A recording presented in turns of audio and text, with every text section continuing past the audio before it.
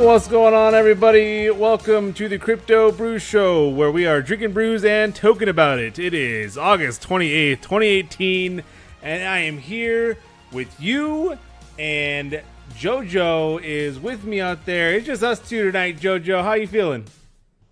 I'm feeling real froggy, guys. Crypto Crew Jew on point. Drinking a skunky beer. Heineken, here we go. All right, let's get this party started, guys. Let's go. Alrighty, I like it. Moving on to our disclaimer. The information provided on the show does not constitute investment advice, financial advice, trading advice, or any other sort of advice. Crypto Brew Show is for educational and entertainment purposes only. Conduct your own due diligence and consult your financial advisor before making any investment decisions. Hashtag NAFAMU, not a financial advisor. My own opinions. You'll hear that plenty on the show. And of course, hashtag BYOB. We did. Did you? Alrighty, moving on to State of the Market. State of the market. We are looking up and up from last week, that is for sure. Global market cap sitting at 231 billion, 24-hour volume of 13.5 billion, and BTC dominance sitting at 52.58%. Sitting at the top, of course, as always, Bitcoin above 7,000, 7,065, up 7% for the week. Ethereum sitting at 295, just below 300. 3.53% up. Ripple XRP at 34 cents, up 3.22%.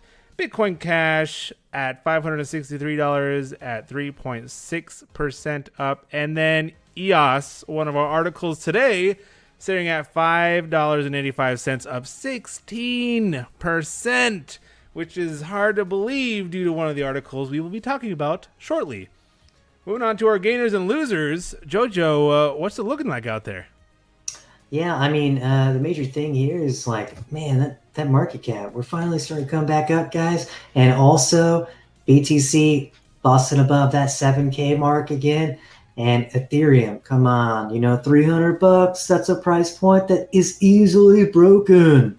Let's just keep this going. And you know what? Let's take this market to the top, And it could be your name at the top of the charts with Namecoin up 58.25%. And we are going with GoChain up 43.79%. And screw YOLO, let's talk HOLO. All right, up 36.03%. And right behind that, we've got our losers. A little short stack today, hey, Charlie? We got a lot of green on the map.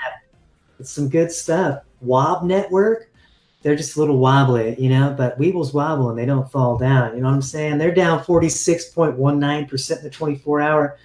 CoinDash, whatever. And same as always.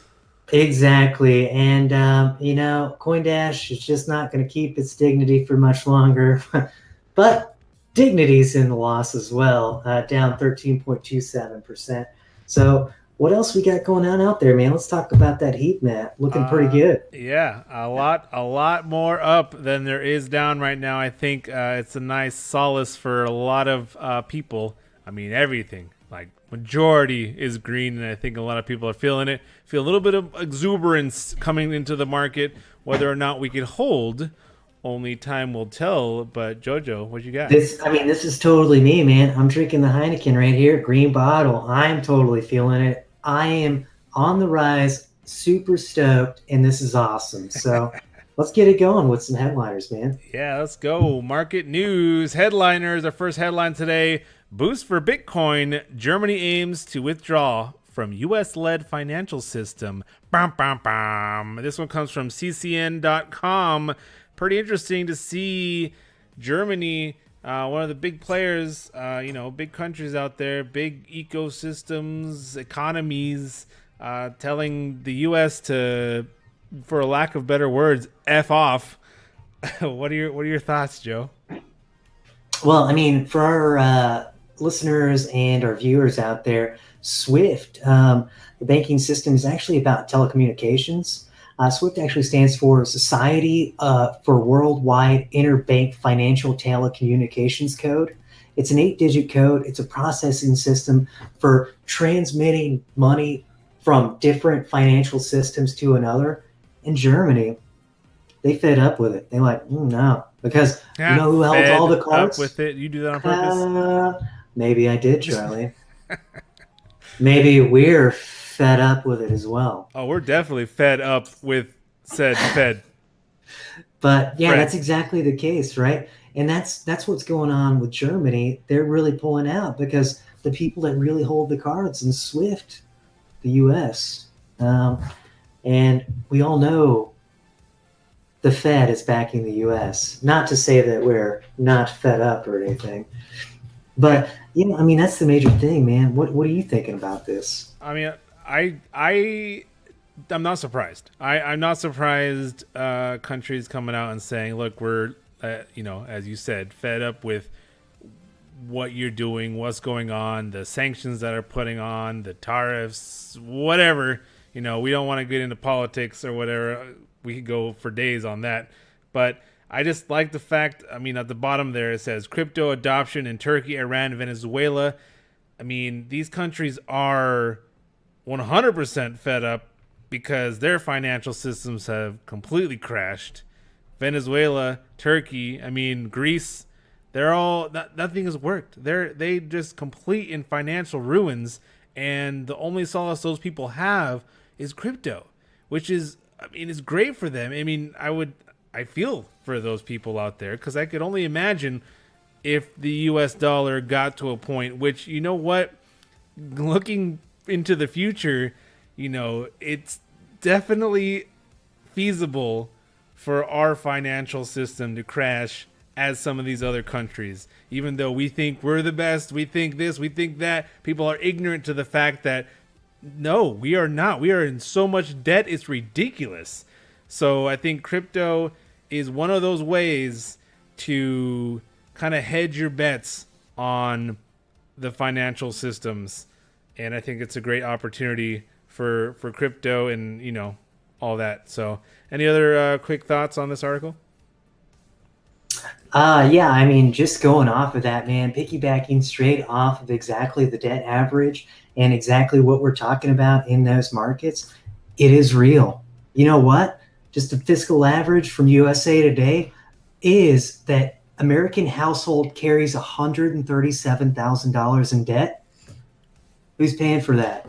Who actually caused that debt to get there in the first place? Those financial institutions that led the dollar to get to the inflated point where it is now, for the consumers to really buy into overly inflated products. And that's exactly what's going on here. Yeah, maybe it's not happening right now in America. Who knows? It may not actually happen. But the root of the matter is we shouldn't be disregarding any other type of option, right? There are failed systems in the world. Let's stop using the old motto, if it's not broken, don't fix it. How about we continue to innovate? And that's exactly what cryptocurrency is. And I think these guys have realized that, and they're really the ones that are pushing forward, and they're going to be the capstone countries, 20, 30 years down the ride. Yep. And we'll see how that happens. Yep, absolutely. Absolutely. I like it. Just do yourself a favor. Even if you believe that the system we have now will last forever, it's not going to hurt doing a little research. Do a little research on the side. Do it. Do it. Next article here, why Bitcoin price won't see 10,000 by the end of 2018. This one comes from Live Bitcoin News. And you sent this one in, Jojo. Forbes predictive analysis? This is Forbes? What is Forbes talking about? All right, so we all know Forbes, huge name as far as industries and leading competitors and types of agencies are concerned. Their predictive analysis had Bitcoin coming in at $10,000 by the end of the year. They've actually pulled that back. They've seen the sentiment over the past couple of weeks and realized that maybe a $10,000 goal is not attainable for just generalized market growth.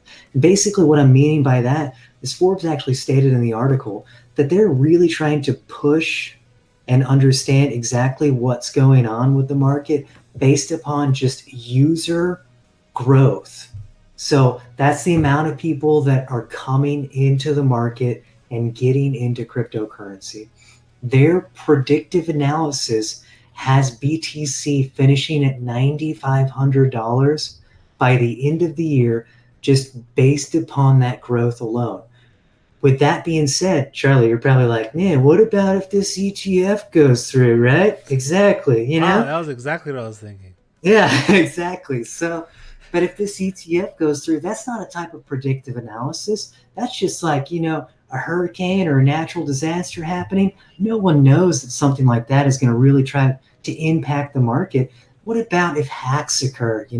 That could impact the market in a negative way, but just based off of user implementation and feeding into the market is where they've come up with that number. And I'm pretty stoked, man. $9,500, that ain't no small Bitcoin to flock at the end of the year. I mean, how you feeling about that, Charlie? I mean, at this point, where we're sitting at now, I'll take $9,500, and even I maybe a lot of people that got in the peak at 2017 will scoff at that and be like, hey, that's not good enough. I mean, it is what it is. I mean, at this point, I'd rather grow slow and steady from here on out than have the ridiculous fluctuations we've had in the last 6 months. So I like it, and I love your point about their criteria for this analysis, because it could easily be seen on different levels, and when you narrow it down to no, this is their point, this is where they're getting at, it makes a lot more sense to the average person reading the article. It does say there, the trustee for Mount Gox. I say Mount Gox. MT doesn't actually mean Mount, but it is kind of what it goes off of. Mount Gox dumping over 8,200 Bitcoins on exchanges. Did you see that article about Mount Gox and your people that lost Bitcoins in that hack actually have a way are going to have the opportunity to retrieve them? It's interesting. No, I didn't see that at all. Yeah, it's a civil rehabilitation. Instead of going bankrupt and just dwelling in bankruptcy for whatever, they're actually doing a civil rehabilitation, and they're running something where if you can prove that you had however many Bitcoins in the exchange at the time that all this happened, you could actually get those Bitcoins back.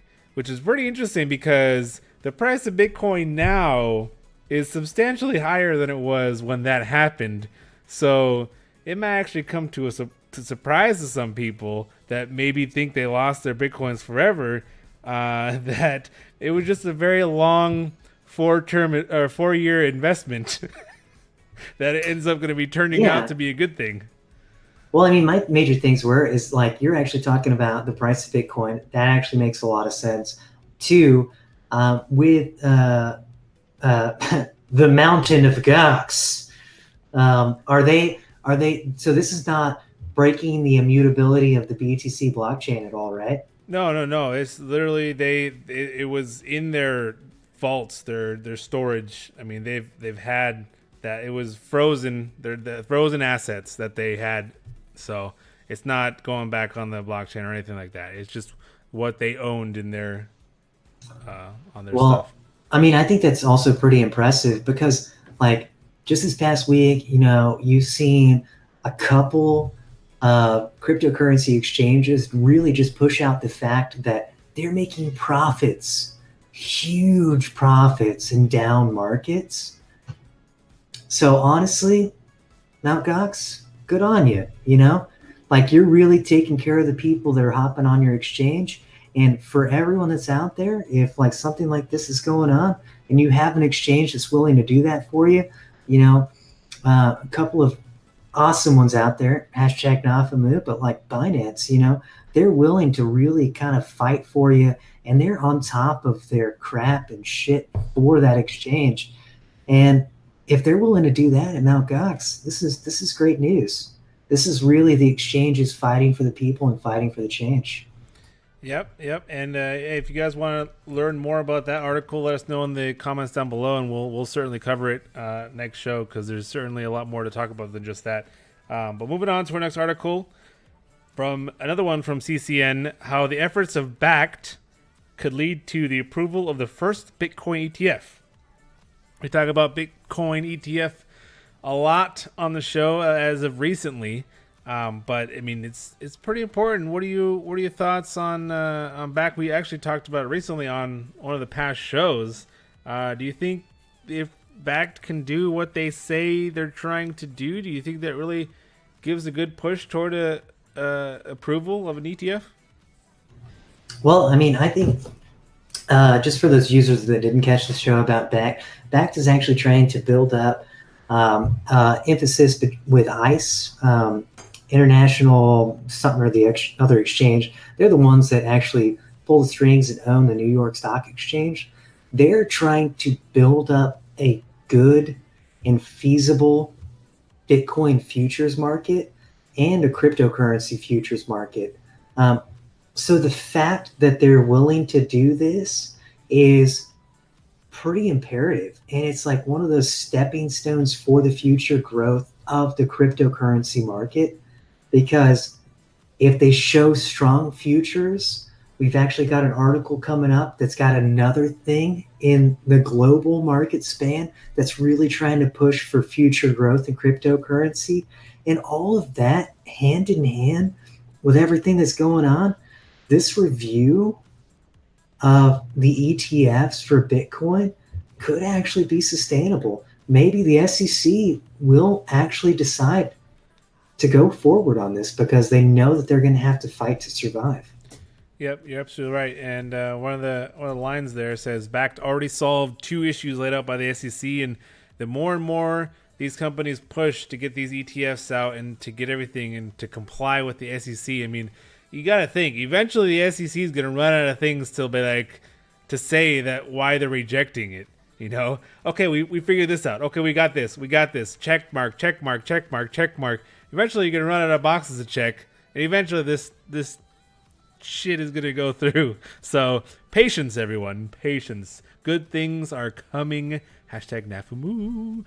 Next article. This one comes from CoinSpeaker. World's first blockchain bond exceeds the target, attracting $110 million in investments. Hot dang! There's some people interested in bonds, it would seem.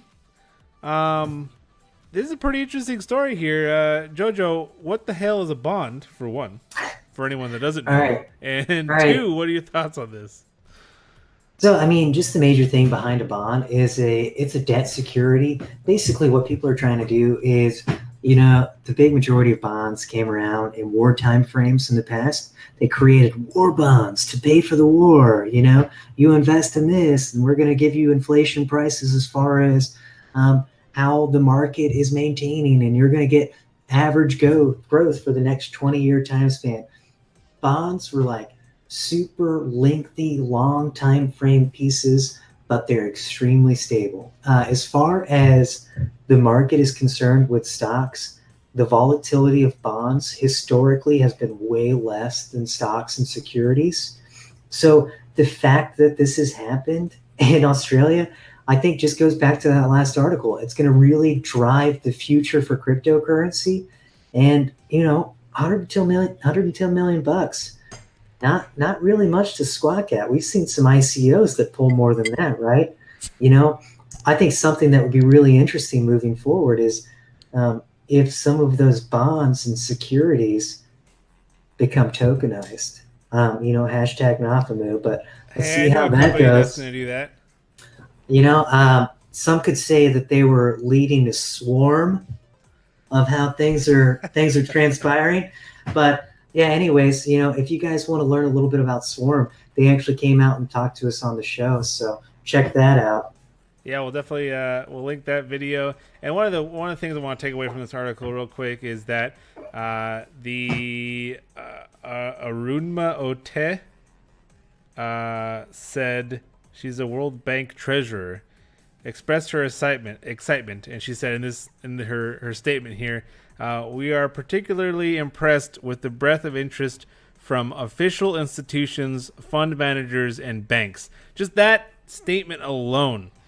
Like, these big institutions and banks and fund managers, they're interested in this space. Don't let the media fool you. The things are happening in the background. So keep that in mind. Keep that in mind. Blockchain isn't going anywhere. Alrighty, moving on to our last article of the show. PSA: Major EOS bug makes it possible to steal valuable resources directly from users. Uh-oh, big boys have some issues with their code, Joseph. What's going on here? What are your first thoughts when you see this article? So my first things are, it looks like some people stuck some things in without being protected. If you know what I'm saying. If I see a PSA and the word bug is involved, better watch out, boys. VD is a thing. All right? That's I'm talking about show. Virtual distortion of currency code. Oh, okay. All right. Fair enough. Well, with this article, I just want to, real quick, just to kind of get this out there. If you own EOS and you're worried about whether or not it's safe as long as you don't. If you don't touch it, if you're not moving it, if you're just hodling it, don't worry about this article. You're not in any kind of danger of having your RAM siphoned from you, as it states. You actually have to send your EOS over to a wallet that has this malicious code, the malicious install code in it. So if you don't do anything, then you're fine. And also, with that being said, you just got to make sure that whoever you're sending your EOS to, just make sure that they could be trusted, which kind of sounds weird in the space of cryptocurrency, since it's it's supposed to be a trustless space. But don't just go sending your EOS into some random ICO or DApp or something. Just make sure, credible exchanges or people that like don't send it to some janky wallet is all I'm trying to say. So basically what you're saying, Charlie, is if you don't go ramming your stuff into untrustable sources, this infection will not occur. That is exactly what I'm saying. That is exactly what I'm saying. But also, one other thing I wanted to point out with this that I found interesting, and just from the top of my head, is I'm curious, since most cryptos out there, the whole idea of crypto, decentralized, open source, I'm curious to think, what would happen if EOS was a closed source protocol? How long, if at all, would it have taken them to find this bug? I think that's the power of the open source. There's so many people, they have bug bounties. I don't even know. There was an article recently that said that they've been paying out, actually it says in this article, they've close to $500,000 in bug bounties just in 2018 they paid out. So that's the power of open source. It's quick. You got millions of eyes on the code, and it just happens, and things get done quickly, like this. So that may be one of the reasons why it's up today or this week, or whatever. It's a thing. It's a bug. It can be fixed. We're gonna fix it, and we're gonna move on. So, any other? I just got one more thought, man. Yeah. If it's up and it gets fixed quickly, that's what she said. Hopefully, we see EOS continue to rise. Fair enough. All right, that's our headliners for today. We got our beer of the week, Oktoberfest. Oktoberfest from St. Arnold Brewery. This one is from Houston, Texas. I would say local, but that is not local. Texas is ginormous. Houston is, I don't even know, 8 hours away, something like that. Look at Texas on the size of Europe, and that's how you'll know. There you go. But it is a Marzen, alcohol by volume of 6.6%, a full-bodied malty. Now it says on the website slightly sweet, but I'm gonna be honest with you, St. Arnold, it is a sweet beer celebrating the autumn harvest. This rich beer has a round malt flavor and an above average alcohol content, perfect for a cool fall evening. I could get behind all of the rest of that statement besides the slightly sweet, but this is St. Arnold. If you see in the store Oktoberfest, give it a go. Cheers, guys. So you want to get behind something that's round on a cool autumn evening? If you put it that way, yes, I do. I give it a 4 out of 5. Brew Crew again. It's on the sweet side for Oktoberfest, but it is definitely still drinkable and is delicious. So, like I said, give it a tasty if you see it at the store. Moving on to our question of the week, our question of last week: will the global market cap drop below 200 billion? It was looking mighty scary there for a while. Joey said yes. Joe said yes. I was devil's advocate and said no. And holy moly, did we get close. It dropped to 203 billion this last week, but did not go any lower than that. So I may as well just plaster this virtual beer onto my picture and just make it a part of it, because I've had so many beers and I don't even know what to say. Why don't you just get them tattooed on your forehead, man? Jeez. I might. That's a great idea. Alrighty. So anyway, moving on to our question of this week.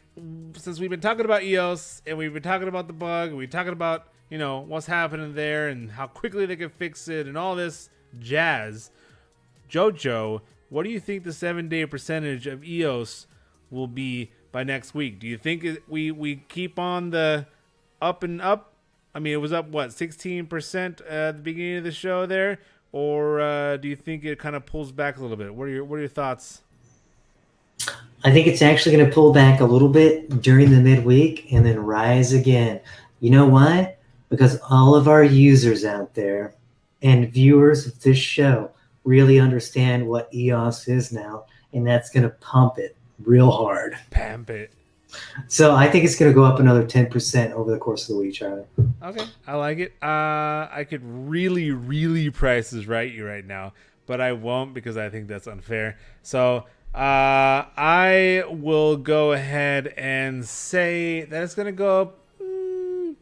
Man, I don't know. This market is weird. Like, I feel like there's so much exuberance, but at the same time, it's like we haven't really passed any super catalysts or support. Yeah, we're still small potatoes, man. We are. So I'm gonna go. We're up 6.5%.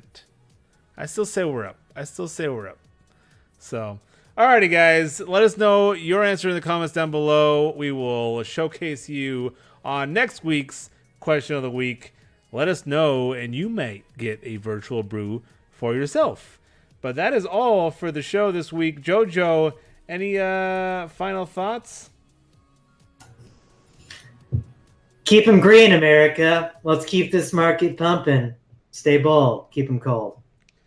I like it. Alrighty. Well, guys, as always, this has been the Crypto Brew Show. Thanks for watching. Like and subscribe for more show. We'll see you next week. Cheers.